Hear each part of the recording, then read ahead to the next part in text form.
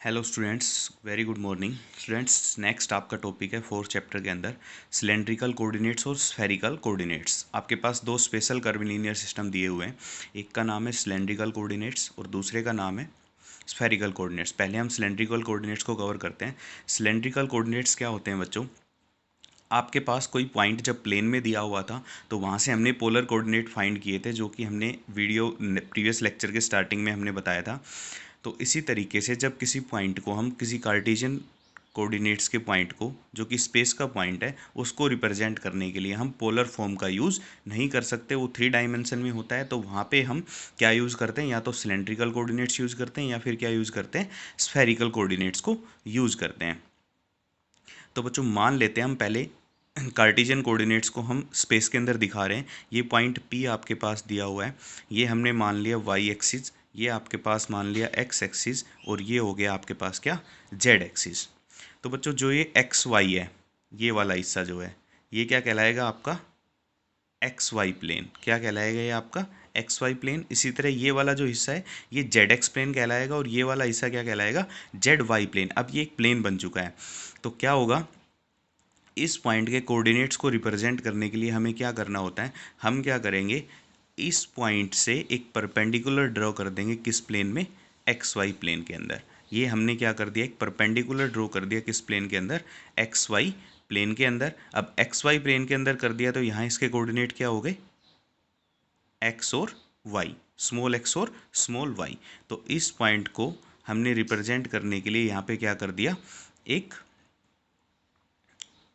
Perpendicular draw किया इस point के कोऑर्डिनेट निकालने के लिए, जो कि क्या हो गया? एक्स वाई प्लेन के अंदर हो गया। अब इस पॉइंट तक पहुंचने के लिए आपके पास क्या है भाई? इस पॉइंट तक पहुंचने के लिए हम क्या करेंगे? एक्स एक्सिस डायरेक्शन में चलेंगे यहाँ तक, और फिर वाई एक्सिस की डायरेक्शन में यहाँ तक आएंगे।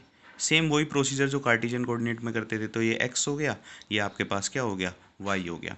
और मान लिया ये आपकी जो हाइट है, ये आपकी जो हाइट है, ये हमने मान ली पूरी टोटल हाइट क्या है? जेड के बराबर है। तो जो इस पॉइंट के कोरोस्पोंडिंग हम इस पॉइंट को जब रिप्रेजेंट करेंगे तो इसके कोऑर्डिनेट क्या हो जाएंगे? X Y comma Z. ये हाइट जो है ये हमने मान ली कितनी? जेड। तो इस पॉइंट के कोरोस्पोंडिंग ये आपका जो पॉइंट पी था, इसके कोऑर्डिनेट बन गए क्या? X comma Y comma Z. तो ये तो था आपका कार्टेशियन कोऑर्डिनेट्स को किस तरीके से हम स्पेस के अंदर रिप्रेजेंट करते हैं। अब हमें तो करना है किसके अंदर? सिलेंड्रिकल कोऑर्डिनेट्स के अंदर। तो सिलेंड्रिकल कोऑर्डिनेट्स के अंदर कैसे रिप्रेजेंट करेंगे? हम पहले क्या ड्रॉ कर लेते हैं? आपके पास एक स्पेस बना लिया हमने, जेड एक्सिस, वाई एक्सिस, और यहाँ पे बना लिया हमने क्या? X axis. अब देखो, सेम हमारे पास जो पॉइंट यहाँ पे था, यहाँ पे एक पॉइंट दिया हुआ है, और इस पॉइंट के हमने कोऑर्डिनेट फाइंड करने। कोऑर्डिनेट कैसे फाइंड करेंगे? किसके अंदर? सिलेंड्रिकल कोऑर्डिनेट्स के अंदर। तो सबसे पहले तो वही काम हम क्या करेंगे? इस पॉइंट से एक परपेंडिकुलर ड्रॉ करेंगे। किसके अंदर? एक्स वाई प्लेन के अंदर। अब यहाँ पे एक परपेंडिकुलर ड्रॉ किया तो इस पॉइंट तक पहुँचने के लिए हमें क्या करना पड़ेगा? यहाँ से हमें एक्स डायरेक्शन के अंदर जाना पड़ेगा।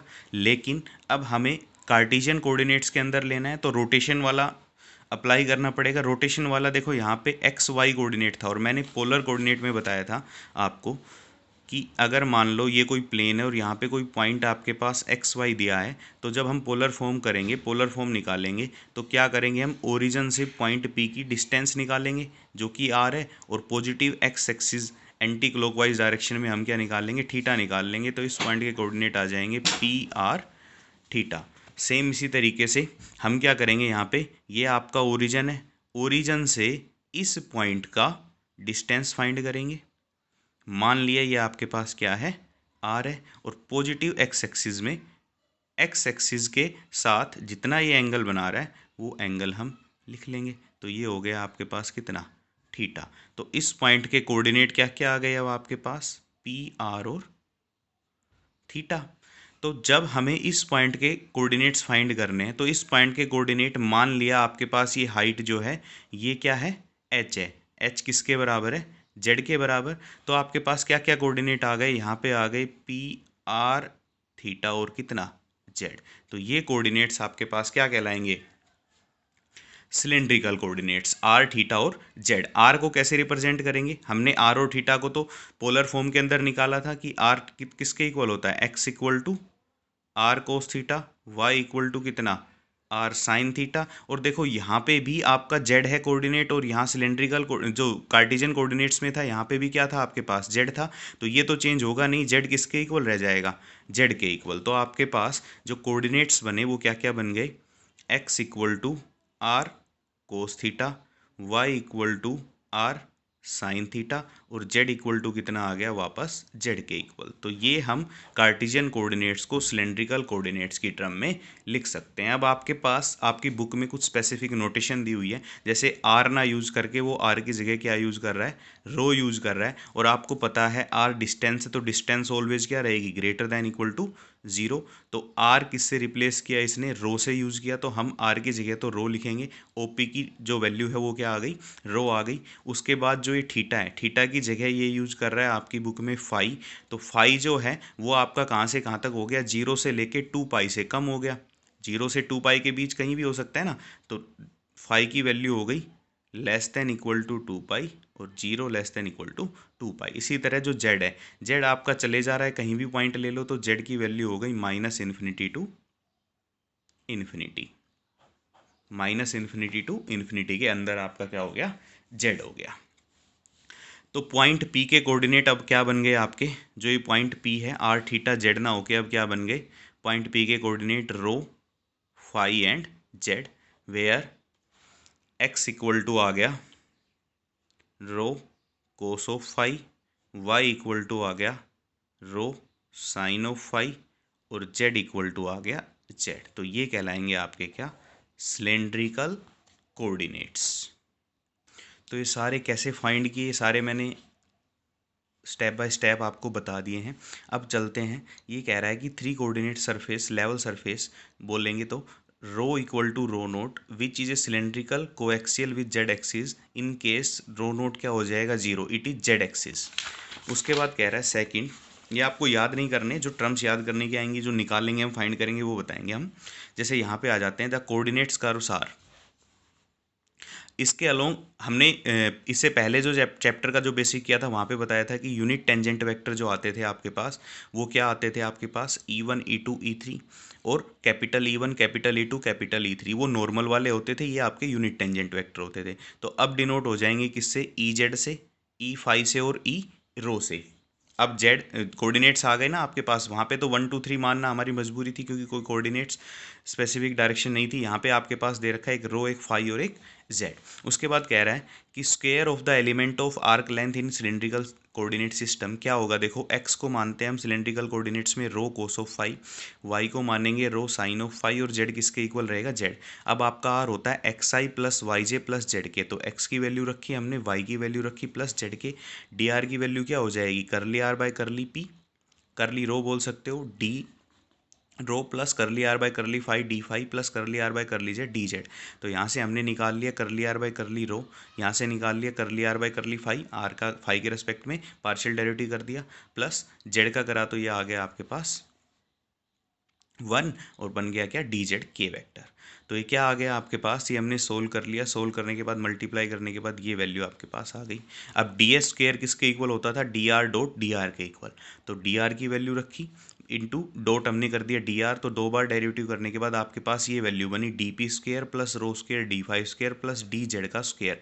अब मैं इसको एक कंपेयर कराता हूँ कि हमने एक D S square arc length element के अंदर निकाला था, जहाँ पे आपकी वैल्यू आई थी H one square D U square H two square D V square plus H three square D W का स्क्वेयर। तो अगर मैं इन दोनों को कंपेयर करूं तो यहाँ से एच वन की वैल्यू यहाँ पे देखो 1 आ रही है, एच टू की वैल्यू आपके पास, एच टू का जो स्क्वेयर आ रहा है वो पी स्क्वेयर के इक्वल आ रहा है, और एच थ्री स्क्वेयर जो आ रहा है वो किसके इक्वल आ रहा है? 1 के इक्वल। तो यहाँ से क्या हो जाएगा? H one equal to H rho equal to 1, H two equal to, ये वाला आर्टिकल था 4.8, आप देख सकते हो आर्क लेंथ और आर्क एलिमेंट वाला जो आर्टिकल किया था उसके अंदर आए थे डी एस स्क्वेयर निकाला, तो वहाँ से हम कंपेयर कर रहे हैं। तो एच वन की वैल्यू 1, तो एच वन को आप एच रो के नाम से बोलोगे, एच टू को आप एच फाई के नाम से बोलोगे, क्योंकि यहाँ पे रो फाई और जेड कोऑर्डिनेट है, वहाँ पे हम 1 2 3 मान रहे थे। तो एच रो की वैल्यू 1, एच फाई की वैल्यू रो होती है सिलेंड्रिकल सिस्टम में, और एच जेड की वैल्यू क्या आ जाएगी 1 के इक्वल। तो कहीं पर भी ये वैल्यू आएगी तो इनकी जगह हम ये वैल्यू पुट कर सकते हैं किसके अंदर, सिलेंड्रिकल कोऑर्डिनेट सिस्टम के अंदर। अब बात करते हैं ऑर्थोगोनल की। ऑर्थोगोनल में आपको यूनिट वेक्टर निकालने होंगे क्या क्या, E of rho, E of Z and E of क्या फाई। तो यूनिट वेक्टर कैसे निकलेंगे, ई ऑफ रो की वैल्यू क्या हो जाएगी, करली आर बाय करली पी, करली रो अपॉन उसका मैग्नीट्यूड। देखो भाई टेंजेंट वेक्टर होगा क्या, करली आर बाय करली रो वाली डायरेक्शन में। तो यूनिट वेक्टर जब निकालेंगे ई ऑफ रो तो क्या हो जाएगा, curly are by curly rho upon curly are by curly rho का क्या मैग्नीट्यूड। तो एक बार ये फाइंड करते हैं। सिलेंड्रिकल कोऑर्डिनेट सिस्टम ये कह रहा है कि ऑर्थोगोनल होता है। कैसे होता है, आर आपका दिया हुआ है, आर की वैल्यू एक्स वाई जेड हमने पुट कर दी जो कि सिलेंड्रिकल कोऑर्डिनेट्स में गिवन होती है। करली आर बाय करली रो आ जाएगा, टेंजेंट वेक्टर टू रो करो, करली आर बाय करली रो हम यहाँ से निकालेंगे, क्या आ जाएगा cos of phi i plus sine of phi j. Curl are by curly phi भी यहीं से निकल जाएगा, क्या आ जाएगा आपके पास minus of rho sine pi. ये वैल्यू याद रखनी है आपको, याद क्या रखनी है आपको, याद हो जाएंगी, यहाँ से निकालोगे आप एक दो क्वेश्चन में तो याद रहेंगे क्योंकि हम डायरेक्ट पुट करते रहेंगे। फिर करली आर बाय करली जेड क्या आ जाएगा, क्योंकि बाकी दो में जेड है नहीं, जेड के रेस्पेक्ट में करेंगे तो सिर्फ यहाँ पे क्या बचेगा के वेक्टर। तो ये आ गई आपके पास तीनों वैल्यू। अब सिर्फ सिंपल सा ई ऑफ रो निकाला जिसको हम ई ऑफ वन भी कह रहे थे, करली are by curly rho upon उसका मैग्नीट्यूड, ये वैल्यू आ गई। ई ऑफ फाई निकाला, curly are by curly phi upon उसका मैग्नीट्यूड, ये वैल्यू आ गई। ई ऑफ जेड निकाला, curly phi by curly Z upon उसका मैग्नीट्यूड, तो ये आ गया। अब देखो हम दो की जब डॉट प्रोडक्ट करेंगे, E one dot E two करेंगे तो जीरो आएगा, E two dot E three करेंगे तब भी आपके पास जीरो आएगा, और E three dot E one करेंगे तब भी क्या आएगा, जीरो आएगा। इसका मतलब जब एक वेक्टर की हम, एक यूनिट वेक्टर के हम दूसरे यूनिट वेक्टर के साथ डॉट प्रोडक्ट कर रहे हैं तो जीरो आ रहा है, तो सिस्टम कैसा हो गया, ऑर्थोगोनल हो गया। तो ये आपका दे रखा है क्या, कर्विनी सिलेंड्रिकल कोऑर्डिनेट सिस्टम। तो आपको तीन चीज़ें याद रखने की ज़रूरत है इसमें, याद रखने की ज़रूरत भी नहीं है अगर आप निकालना सीख गए हो तो। आर वेक्टर दिया हुआ है तो आपको ई वन की वैल्यू चाहिएगी, मतलब ई ऑफ रो की वैल्यू चाहिएगी, ई ऑफ फाई की वैल्यू चाहिएगी, और ई ऑफ जेड की वैल्यू आनी चाहिए। ये तीनों याद रखेंगे क्योंकि डायरेक्ट पुट कर लेंगे, वरना बार बार आपको आर निकालना पड़ेगा, फिर ये यूनिट वेक्टर निकालने पड़ेंगे। तो हम ये वैल्यू याद कर लेंगे और इनको पुट कर देंगे।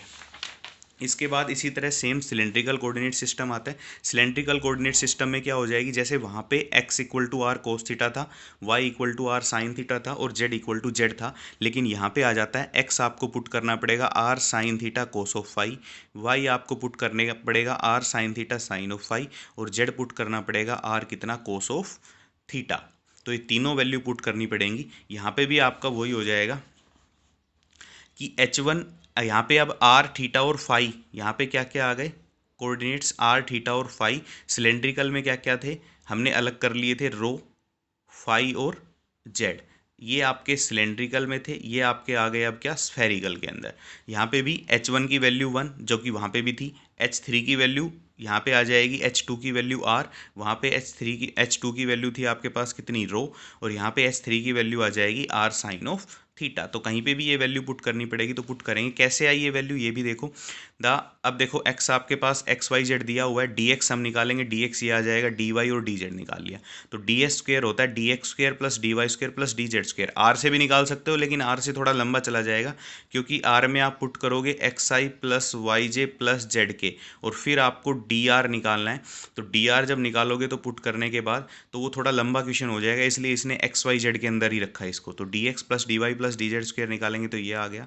तो यहाँ से देखो dr square, H one square, ये एच टू स्क्वायर मान लेते हैं, ये एच थ्री स्क्वायर, तो यहाँ से एच वन की वैल्यू वन, एच टू की वैल्यू आर, एच थ्री की वैल्यू आ गई आर साइन ऑफ थीटा। तो ये वैल्यू हमें पुट करनी पड़ेगी जब भी हम क्वेश्चन करेंगे। तो स्फेरिकल कोऑर्डिनेट्स के अंदर H one H two H three, मतलब एच आर एच थीटा और एच फाई की वैल्यू क्या क्या हो जाएगी, वन आर और आर साइन थीटा। तो ये पुट करनी पड़ेगी। उसी तरह ये भी कह रहा है कि सिलेंड्रिकल पोलर कोऑर्डिनेट सिस्टम भी क्या होता है, ऑर्थोगोनल होता है। तो आर आप निकालोगे, ऑर्थोगोनल प्रूव करके दिखाओगे, तो अब आपको क्या निकालना पड़ेगा। अब की बार हमने कैपिटल आर को माना हुआ है एक्स आई वाई जेड जेड के, स्मॉल आर भी मान सकते हो कोई दिक्कत नहीं है, लेकिन स्मॉल आर को हम यहाँ पे यूज़ कर रहे हैं फॉर्मूले के अंदर, क्योंकि एक्स की वैल्यू हम पुट करते हैं ना R sine theta cos of phi, तो ये स्मॉल आर यूज़ कर रहे हैं इसलिए यहाँ पे कैपिटल आर मान लिया। तो कैपिटल आर होता है ये आपके पास। अब आपको टेंजेंट वेक्टर टू आर करो निकालना है, थीटा करो और फाई करो। तो करली आर बाय करली आर निकालोगे, ये आ जाएगा यहाँ से, करली आर बाय करली थीटा निकाल दोगे, और करली आर बाय करली क्या फाई निकाल दोगे। अब सिर्फ जहाँ पे अब रो फाई और जेड थे, स्फेरिकल में क्या आ गए आर थीटा और फाई, तो यहाँ पे ई आर निकलेगा, ई थीटा निकलेगा और ई फाई। ई आर क्या हो जाएगा, curly are by curly R upon उसका मैग्नीट्यूड, ई थीटा हो जाएगा curly are by curly theta upon उसका मैग्नीट्यूड, ई फाई हो जाएगा curly are by curly phi upon उसका मैग्नीट्यूड।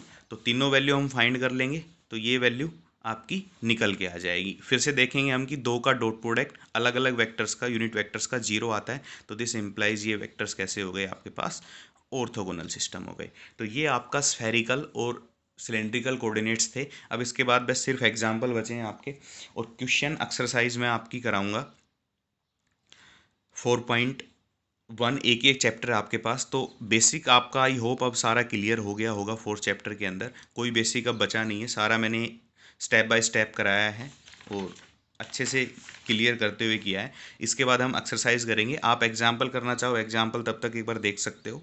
तो नेक्स्ट लेक्चर हम कल करेंगे।